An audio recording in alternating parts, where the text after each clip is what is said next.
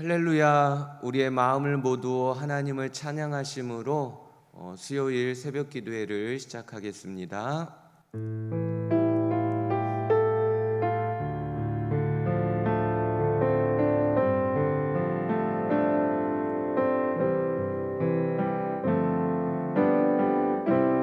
항상 진실케 내 맘 바꾸사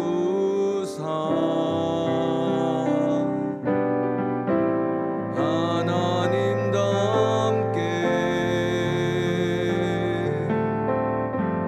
하여 주소서. 주는 토기정이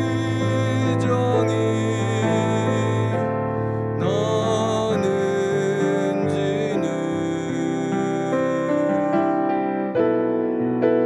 날 빚으소서. 기도하오니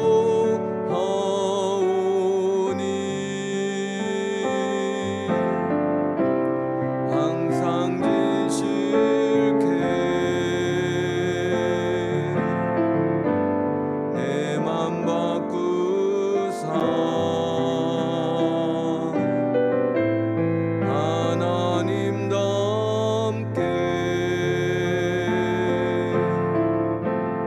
하여 주소서.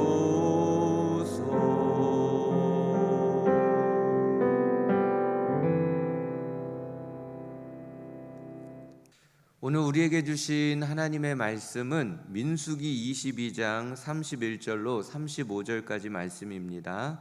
민수기 22장 31절로 35절까지 말씀을 다 같이 합독하도록 하겠습니다. 그때 여호와께서 발람의 눈을 밝히심에 여호와의 사자가 손에 칼을 빼들고 길에 선 것을 그가 보고 머리를 숙이고 엎드리니 여호와의 사자가 그에게 이르되 너는 어찌하여 내 나귀를 이같이 3번 때렸느냐? 보라, 내 앞에서 내 길이 사악함으로 내가 너를 막으려고 나왔더니 나귀가 나를 보고 이같이 3번을 돌이켜 내 앞에서 피하였느니라. 나귀가 만일 돌이켜 나를 피하지 아니하였다면 내가 벌써 너를 죽이고 나귀는 살렸으리라. 발람이 여호와의 사자에게 말하되 내가 범죄하였나이다. 당신이 나를 막으려고 길에 서신 줄을 내가 알지 못하였나이다. 당신이 이를 기뻐하지 아니하시면 나는 돌아가겠나이다. 여호와의 사자가 발람에게 이르되 그 사람들과 함께 가라. 내가 내게 이르는 말만 말할지니라. 발람이 발락의 고관들과 함께 가니라. 아멘. 오늘 우리가 눈여겨보아야 할 인물은 발람입니다. 발람이라는 사람은 어떤 사람일까요? 발람은 하나님 보시기에 겉과 속이 다른 가증한 인물이었습니다. 감히 하나님의 백성을 저주하고 큰 돈을 챙기려 했던 탐심의 사람이었습니다. 예수님께서 발람의 교훈을 따랐다고 버가모 교회를 책망할 정도로 발람은 거짓 선지자를 대표하는 악한 인물이었습니다. 문제는 이런 발람의 모습이 내 안에서도 발견되어진다라는 것입니다. 그래서 오늘은 발람의 악한 모습을 살펴보고 발람의 모습을 거울 삼아서 내 속을 그대로 들여다본 후에 우리의 악한 모습을 수술하는 그런 은혜의 시간이 되었으면 좋겠습니다. 어제 말씀드렸듯이 모압의 왕 발락이 이스라엘을 저주하고 싶어서 점술가 발람을 불러오게 했습니다. 발락의 사악한 계책을 다 아시는 하나님께서 발람에게 나타나셔서 말씀을 하셨지요. 22장 12절입니다. 발락이 보낸 사람들을 따라가지 말라. 그가 저주하려고 하는 이스라엘은 내게 복을 받은 자들이니라 라고 말씀합니다. 발람에게 말씀하신 하나님의 뜻은 명확했습니다. 발락에게로 가지 마라. 명확하잖아요. 그래서 발람은 발락의 사신들에게 갈 수 없다고 거절을 합니다. 자, 그런데 거절당한 발락이요, 더 많은 돈과 명예를 주겠다고 하면서 다시 초청을 합니다. 17절입니다. 아무에게도 거리끼지 말고 내게로 오라. 내가 그대를 높여 크게 존귀하게 하고 그대가 내게 말하는 것은 무엇이든지 시행하리니 청하건대 와서 나를 위하여 이 백성을 저주하라 그럽니다. 이 말을 들은 발람이 어떠한 반응을 보이는지를 보십시오. 발락이 그 집에 가득한 응급을 내게 줄지라도 내가 능히 여호와의 내 하나님의 말씀을 어겨 덜하거나 더하지 못하겠노라. 그런즉 이제 너희도 이 밤에 여기서 유숙하라. 여호와께서 내게 무슨 말씀을 더하실는지 알아보리라 라고 말합니다. 그 집에 가득한 은금을 내게 줄지라도 나는 갈 수 없다라고 말한 겁니다. 너희를 따라갈 수 없다라는 것을 강하게 부정하며 말하고 있는 것이지요. 자, 그런데 이 말을 잘 새겨서 들어보십시오. 지금 발람의 숨겨진 마음에는 은금이 있다라는 것을 우리는 발견해 보아야 하는 겁니다. 자, 아파트를 10채 주어도 난 안 해 라는 말을 했다고 칩시다. 절대 안 한다는 그런 말이죠. 그런데 그 마음에는 아파트 10채를 갚고 싶다라는 마음이 들어가 있다라는 사실입니다. 오늘 발람이 그 집에 가득한 은금을 내게 줄지라도 나는 못 간다라고 하는 말은 발람의 마음 속에는 은금을 갖고 싶은 그 마음이 있었다라는 것을 우리는 캐치할 수 있어야 하는 겁니다. 하나님의 뜻은 이미 분명합니다. 그런데 왜 이 밤에 또 하나님께 물어보겠다라고 하는 겁니까? 발람의 마음 속에는 하나님에 대한 두려움도 분명히 있습니다. 자, 그런데 발락의 소원대로 해주고 싶은 마음도 그 안에는 들어 있었다라는 사실입니다. 왜 그랬을까요? 발락이 주겠다는 그 돈이 탐났기 때문이지요. 지금까지 쌓아온 명성보다도 더 큰 명성을 얻을 수 있었기 때문입니다. 그리고 발락이라고 하는 VIP 고객을 만들 수 있는 절호의 기회였기 때문이기도 합니다. 얼마나 달콤한 제안입니까? 당장이라도 따라가서 이스라엘을 저주하고 싶지 않겠습니까? 자기에게 얻어지는 그 물질들이, 명예들이, 또 고객이 채워지는 놀라운 축복을 그가 받을 수 있기 때문에 그런 겁니다. 자, 그러나 문제는 하나님의 뜻은 아니라는 거예요. 가는 것이 아니라는 겁니다. 하나님이 가지 못하도록 가로막고 있다는 사실입니다. 자, 우리 성도님이라면 이런 상황에서 어떻게 하시겠습니까? 단호하게 탐심을 끊어내고 하나님의 뜻을 따라야 하지 않겠습니까? 탐심은 하나님을 진노케 하지만 하나님의 뜻을 따르면 하나님께 영광이 되고 하나님께서 진정한 축복과 은혜를 우리에게 부어주시기 때문에 그런 겁니다. 자, 그런데 발람이 어떻게 하는지 보십시오. 하나님의 뜻이 분명한데도 발람은 그 속에 탐심이라는 시꺼먼 속내가 있었기 때문에 단번에 뿌리치지를 않습니다. 계속 미련을 두고 여지를 남겨둡니다. 하나님의 뜻이 분명하니 하룻밤 잘 쉬었다가 내일 아침 일찍 가십시오 라고 말하지 않는다는 사실입니다. 그런데 왜 발람은 단호하게 뿌리치지 못하는 것입니까? 하나님의 뜻보다도 자기의 욕심을 채우고 싶은 마음이 더 컸기 때문에 그런 겁니다.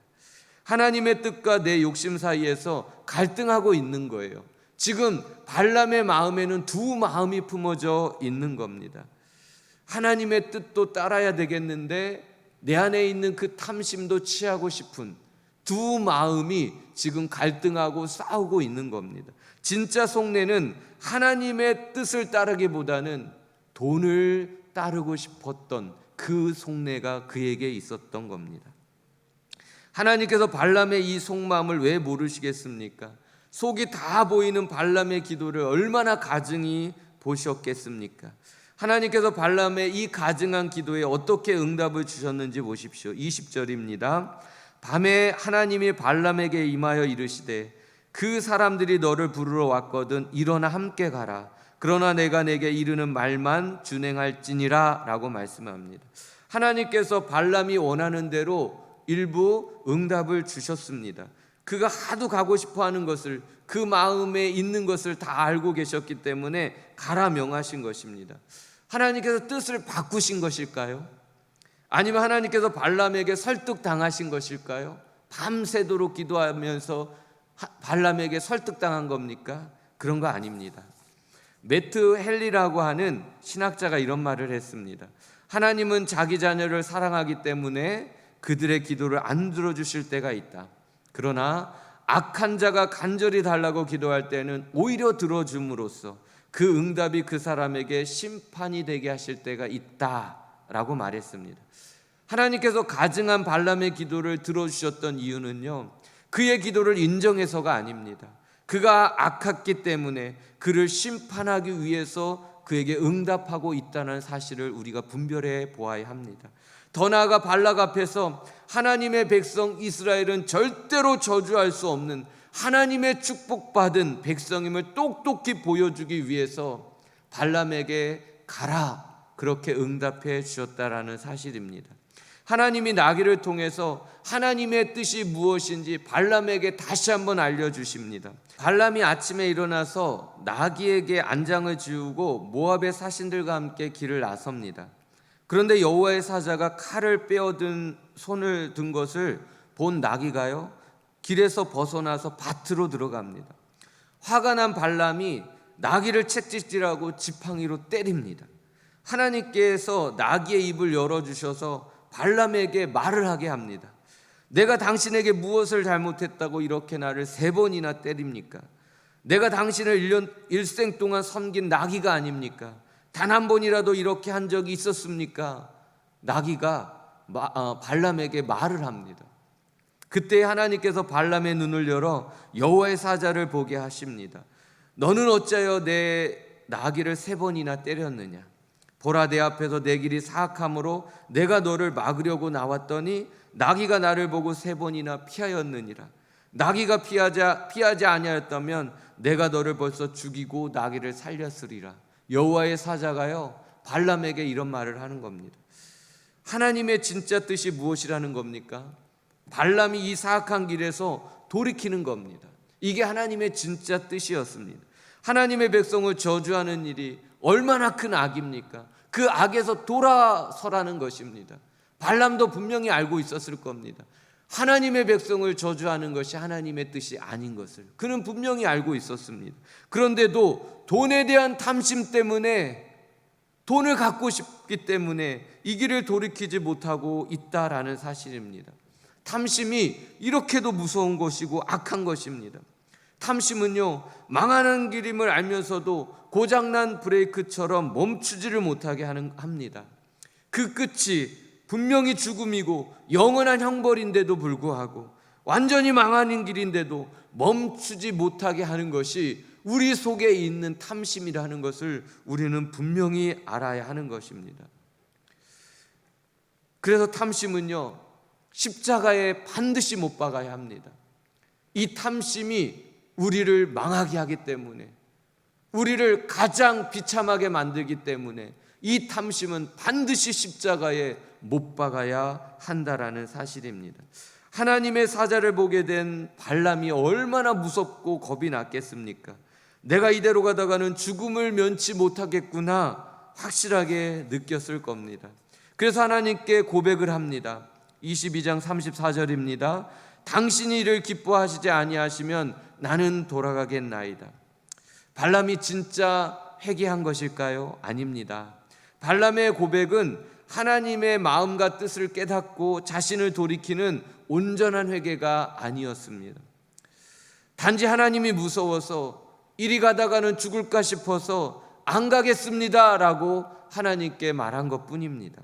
그의 마음은 여전히 발락에게 가고 싶고 큰 돈을 얻고 싶고 더 큰 명예를 얻고 싶은 겁니다. 그게 그에게 있는 진짜 속내입니다. 그 속내를 돌이켜야 되는데 그 속내는 여전히 남아 있다라는 겁니다.